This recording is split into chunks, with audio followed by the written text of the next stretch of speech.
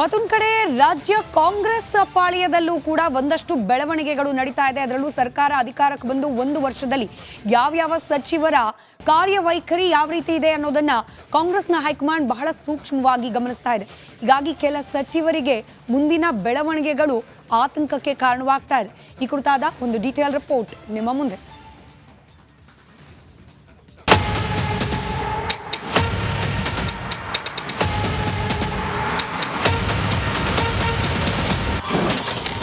ಸಚಿವರ ಕುರ್ಚಿಗೆ ಕಾದಿದ್ಯಾ ಕಂಟಕ?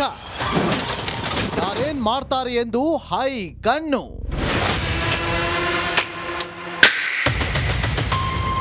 ರಾಜ್ಯ ರಾಜಕೀಯದಲ್ಲಿ ಒಂದಲ್ಲ ಒಂದು ಮಹತ್ವದ ಬೆಳವಣಿಗೆಗಳು ನಡೆಯುತ್ತಿದ್ದು ಸರ್ಕಾರದ ನಡೆ ಮೇಲೆ ಕಾಂಗ್ರೆಸ್ ಹೈಕಮಾಂಡ್ ಕಣ್ಣಿಟ್ಟಿದೆ.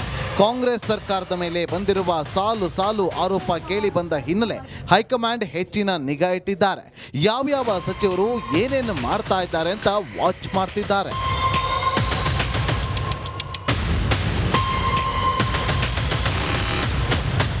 ಹೊಸ ಸಂಪುಟ ರಚನೆ ಮಾಡುವ ನಿಟ್ಟಿನಲ್ಲಿ ವಾಚ್ ಮಾಡ್ತಾ ಇದ್ದು ಯಾವ ಸಚಿವರು ಏನೆಲ್ಲ ಕೆಲಸ ಮಾಡಿದ್ದಾರೆ, ಮಂತ್ರಿಗಿರಿ ಸಿಕ್ಕ ಬಳಿಕ ಮೂಲೆ ಸೇರಿದ್ದಾರಾ ಅಥವಾ ಅಭಿವೃದ್ಧಿ ಕೆಲಸಗಳತ್ತ ಗಮನ ಕೊಟ್ಟಿದ್ದಾರಾ ಅಂತ ಮಾಹಿತಿ ಸಂಗ್ರಹಿಸುತ್ತಿದ್ದಾರೆ.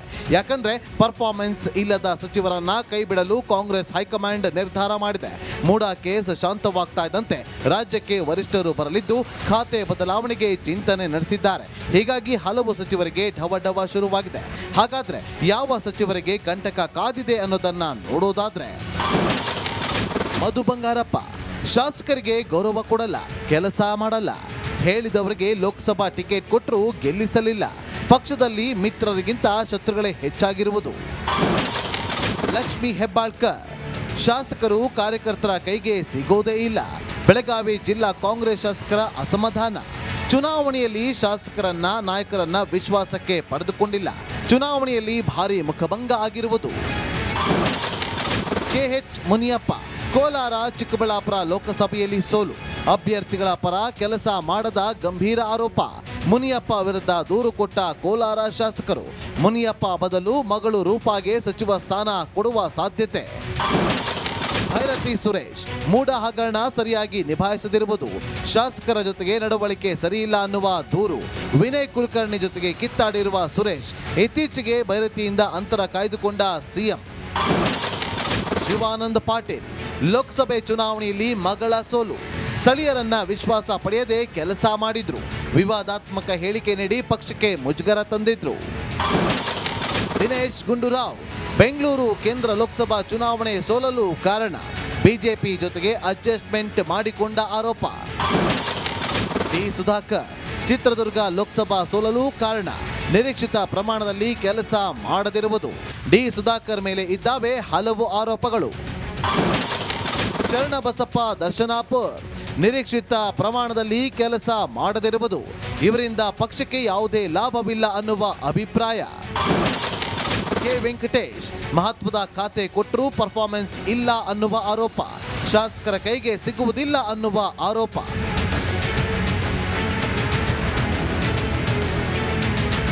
ಇವರ ಜೊತೆಗೆ ಸಚಿವರಾದ KN Rajanna, Rahim Khan, RB Timmapur, MC ಸುಧಾಕರ್ಗೂ ಸಂಪುಟದಿಂದ ಕೈಬಿಡುವ ಆತಂಕ ಕಾಡತೊಡಗಿದೆ.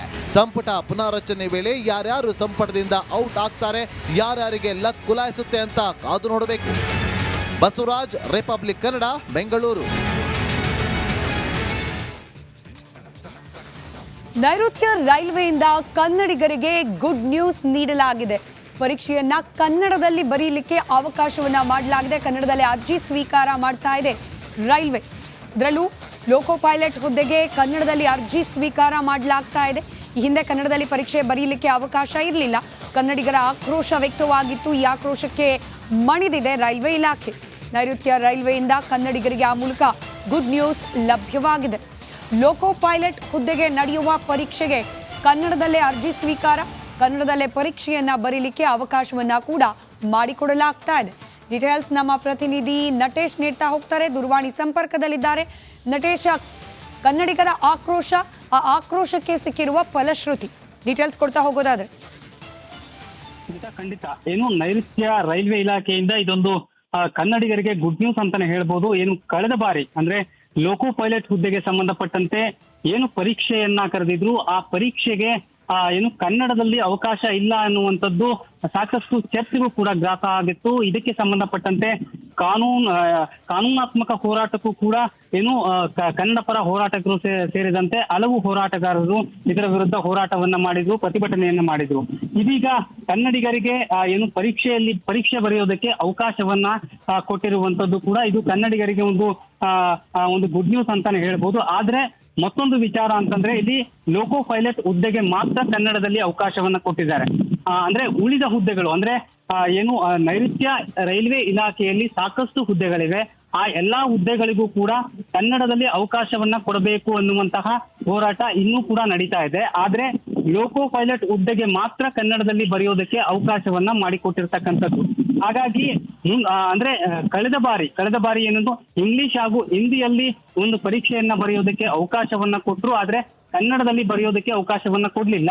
ಅದನಂತರದಲ್ಲಿ ಹಲವು ಏನು ಪ್ರತಿಭಟನೆ ಕೂಡ ಆಯಿತು. ಪ್ರತಿಭಟನೆಯ ನಂತರದಲ್ಲಿ ಪರೀಕ್ಷೆಯನ್ನ ಮುಂದೂಡಲಾಗಿತ್ತು.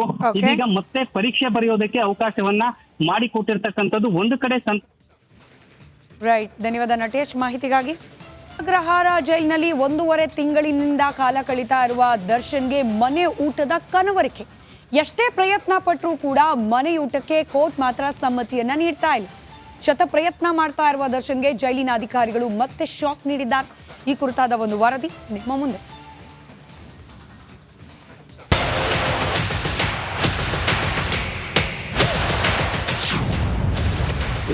ದರ್ಶನ್ಗೆ ಬಿಗ್ ಶಾಕ್ ಕೊಟ್ಟ ಜೈಲಾಧಿಕಾರಿಗಳು. ಇದು ರಿಪಬ್ಲಿಕ್ ಕನ್ನಡದ ಬಿಗ್ ಎಕ್ಸ್ಕ್ಲೂಸಿವ್.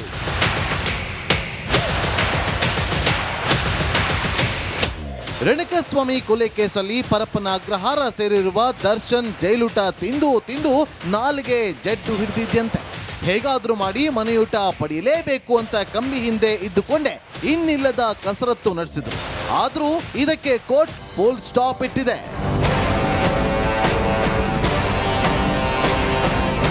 ದರ್ಶನ್ ಮನೆಯೂಟಕ್ಕಾಗಿ ಸಲ್ಲಿಸಿದ್ದ ಅರ್ಜಿಯನ್ನ ನೀವೇ ತೀರ್ಮಾನಿಸಿ ಎಂದು ಕೋರ್ಟ್ ಜೈಲು ಅಧಿಕಾರಿಗಳಿಗೆ ಸೂಚನೆ ಕೊಟ್ಟಿತ್ತು.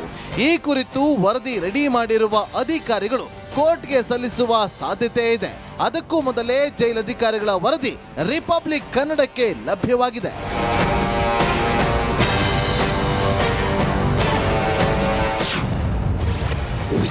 ಮನೆಯೂಟಕ್ಕಿಲ್ಲ ಗ್ರೀನ್ ಸಿಗ್ನಲ್.